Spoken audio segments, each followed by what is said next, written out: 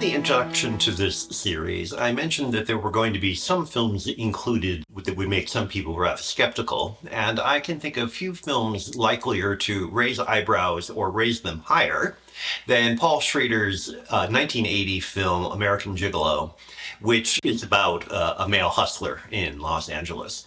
And to explain why I did include it, I'll just start by saying that to the extent the film has influenced me at all as a filmmaker is really more a question of how much it has influenced me as a person.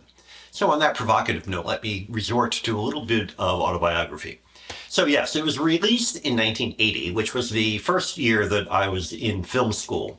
And that's not incidental, not only because I was being exposed to the rigors of film school, but also because I went to UCLA in Westwood, which is where most of the film takes place. And so at that level, at least, there's an obvious reason why it should resonate with me, because I can recognize locations and, fond memories, etc.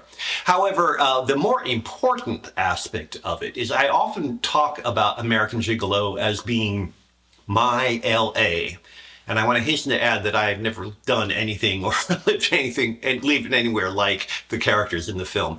But it does summon up an image of Los Angeles that is really part and parcel of the way I think of the place. And it's that kind of soft, sensuous view of Southern California that even if it's not really much more than a myth, or it's the kind of thing you can only enjoy in isolated moments, it's true enough that it has seduced millions of people, beckoned millions of people to that part of the country to enjoy the kind of life that you see in the film, which is largely upper middle class to upper class, and therefore very attractive, very seductive. And when I say that it is my LA, what I really am talking about is sort of my fantasy image of what LA can and should be.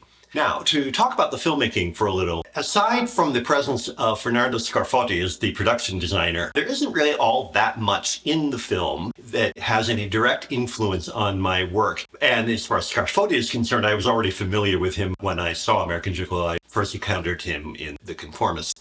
But there are two aspects to the film that are important nonetheless as influence.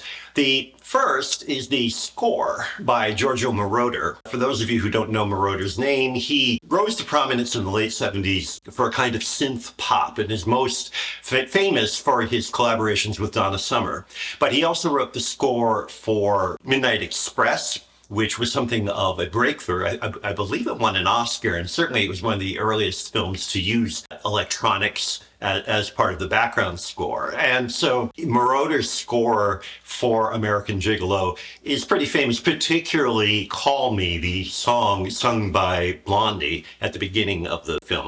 I'll get to that in a second.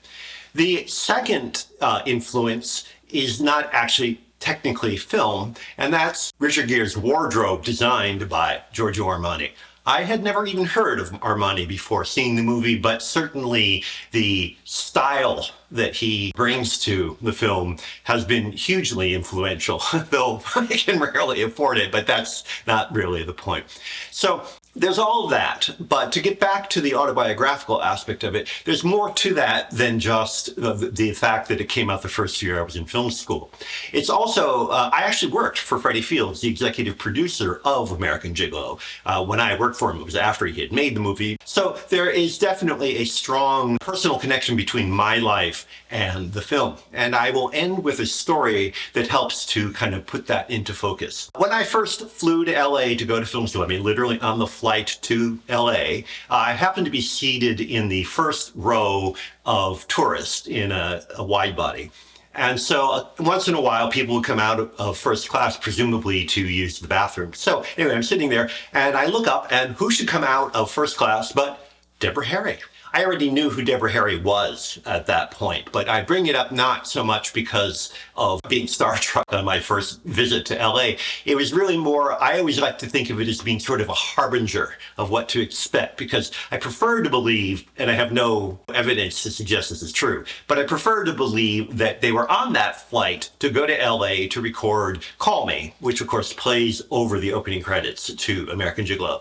It's possible, it's not impossible, let's put it that way. It's also possible they were just maybe going out to for a performance. Maybe they were going out for a business meeting with Moroder or Schrader. Who knows?